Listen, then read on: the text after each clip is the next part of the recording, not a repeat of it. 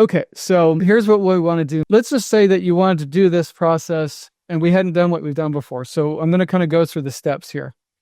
The goal here is to get back to the body's agenda and guidance and put the conscious mind where it belongs, which is detailed problem solving. And then the body's agenda is holistic awareness and that sensing interconnectedness of life and where you should be even moving towards. So the first thing that I recommend is to do exercises like we just did to get yourself in your body. So again, what we're calling to when we do this is that the body arises as kind of the main voice of what's orienting you. It's a little hard at first. I'm not saying this is going to happen perfectly right away, but it's worth working towards. So the body scan, pendulation exercises like, the rocking and by the way, all this is on the website. There's actually a video that says grounding exercises right there. And then now that I think we're more or less in that space, so let's get the writing stuff out. The first thing to try to be aware of is, do you feel any distress in your body anywhere at all? That's a good place to start. Tightness, kind of hard, maybe it's hard to breathe deep. There could even be pain. So if you have any active pain right now, I want to be clear about pain. People don't understand what pain is. It could be the body aching, but it could be existential pain, or a worry that doesn't go away and it bugs you. That's also pain. Depression and chronic pain, by the way, there's almost no one that doesn't have both at the same time. Or maybe you're angry at someone, and you can feel that in your body, hopefully, at some degree. So the first thing we want to do is kind of just try to settle back in your body the best you can. Okay? Just take a minute to feel your contact points on the chair. You take a couple breaths where you're aware of what it feels like to breathe. Okay. And now what I want you to do, this is your conscious mind, is to ask your body, what is it that you're wanting from me right now? You might want to write that one down. And I'm going to have you sit with this, but I want to just give you a couple before we do that. Another one could be, what are you requesting from me? Or what am I doing or not doing that is upsetting you? So let's take about 5 minutes to be with those questions, or something. You can make up your own. I'm not addicted to you following these exact words, but basically an empathetic and honest inquiry of the conscious mind to the body's knowing. And it's an invitation to reconnect. Just think of you and a spouse or a family member or a friend when there's a rift and you're saying, this is what you'd be saying is, why are you upset at me? I don't understand, or I'd like to know. It's that sort of inquire, and then the more sincere it is, the clearer the answer will be, I'll tell you. Okay, so we're going to start 5 minutes right now on this one.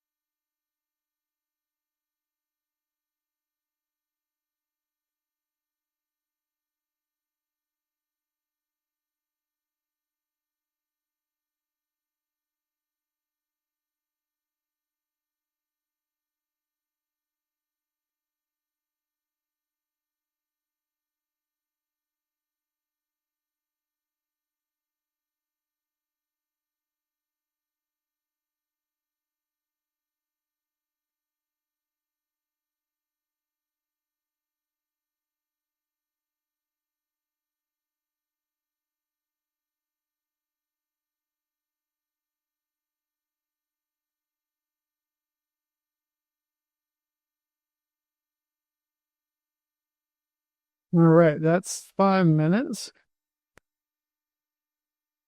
And I do want to add something that I didn't say before that's worth saying is that don't necessarily expect to get a verbal answer, because what you're dealing with is the intuitive part of yourself that's going to have a sense of things.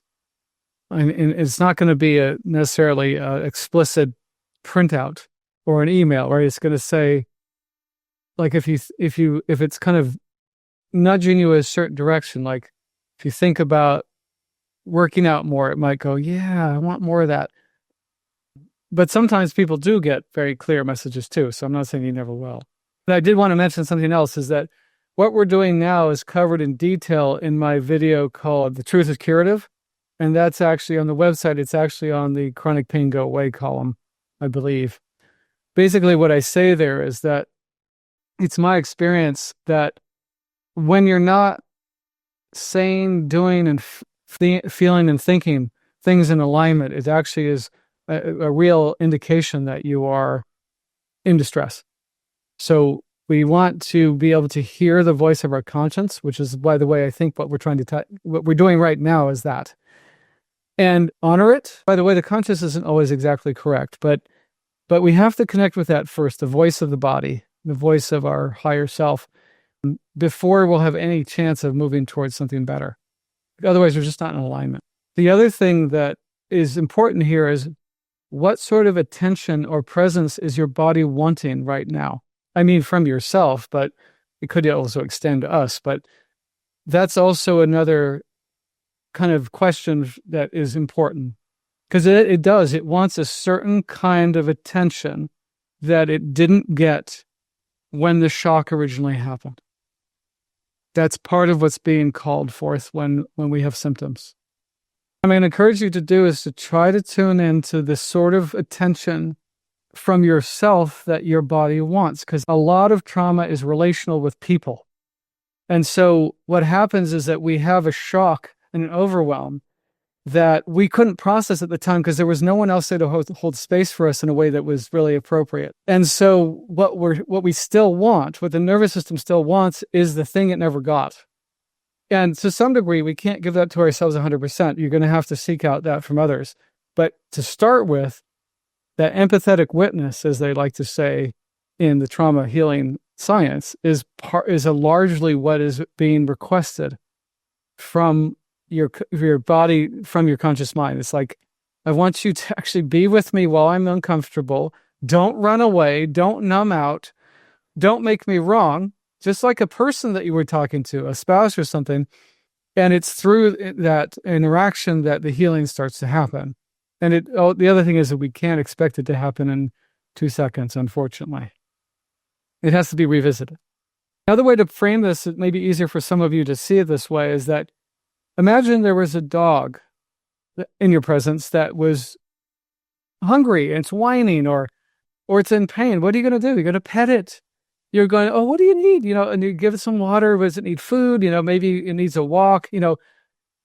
This is the same thing we need to do for our bodies, because our bodies are very similar to a pet in its basic needs. And we tend to deny the basic needs in the pursuit of avoiding that feeling that we don't want to make contact with. So in this exercise, let's start by being aware of your body and kind of do just an awareness scan of your body and be aware of if there's any distress anywhere. That could be the tightness, numbness, something that doesn't feel optimal.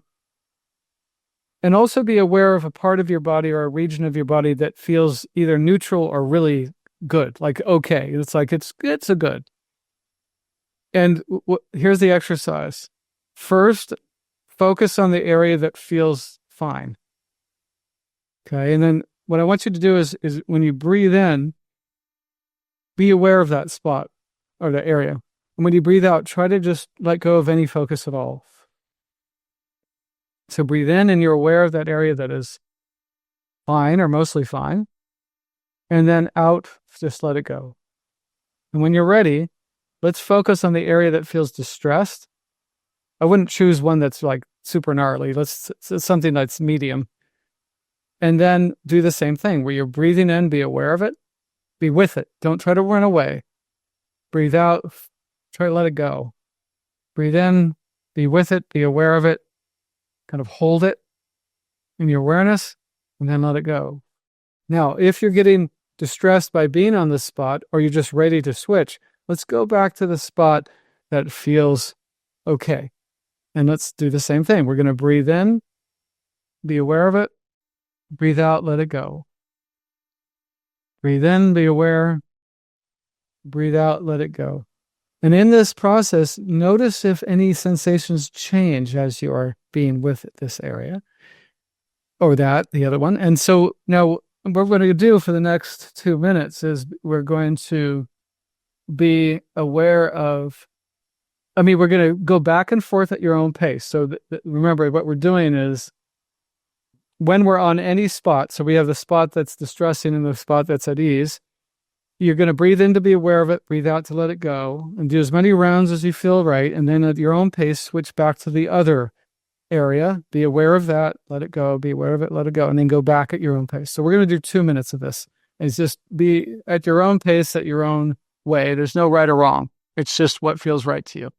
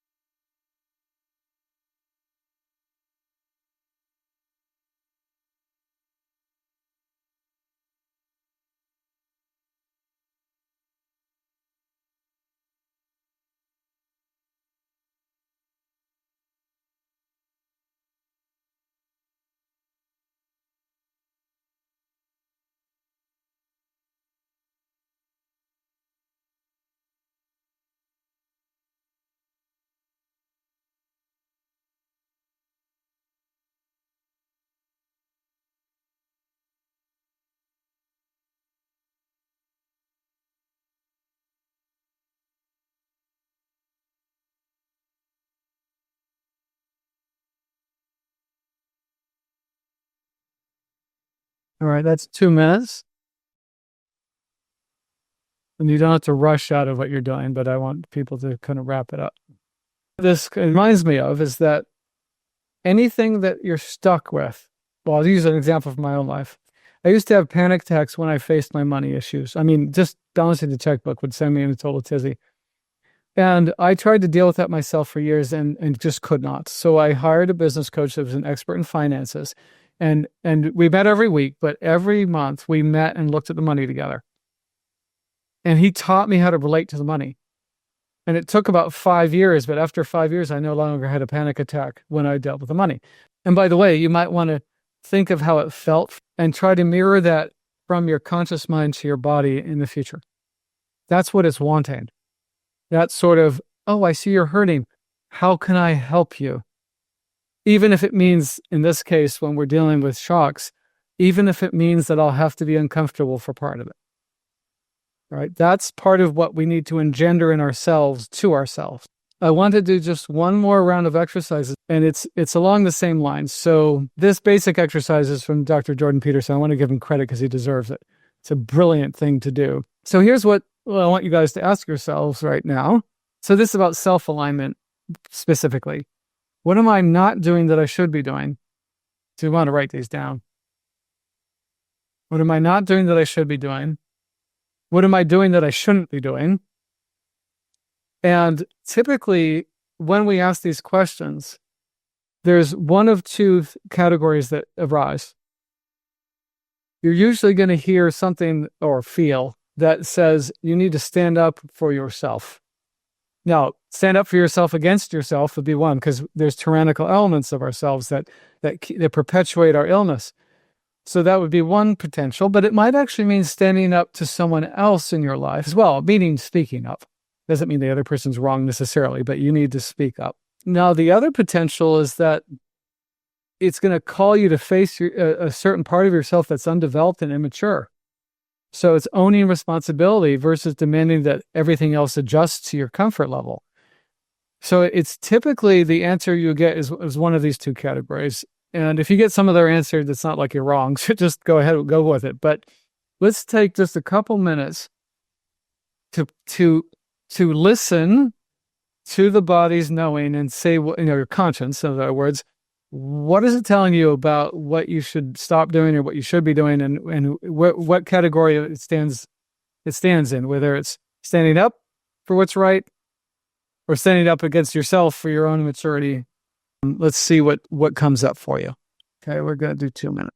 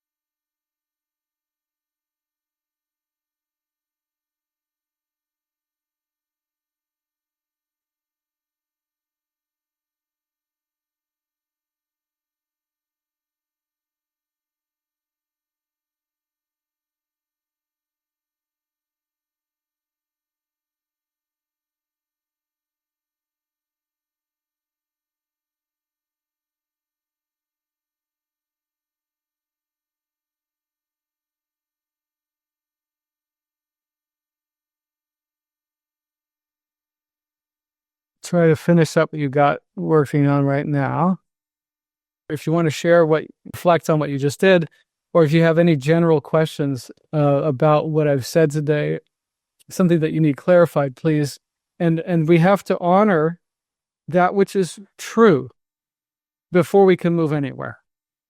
Because, you can't bamboozle yourself into it. I've done this. Try to terrorize myself into changing. That doesn't work either. Pounding on myself, come on, you idiot. That's really going to work, right? This isn't easy stuff. It's not for the faint of heart. This is a journey that not everyone's willing to go on. And for good reason, because it's really confronting and hard at first.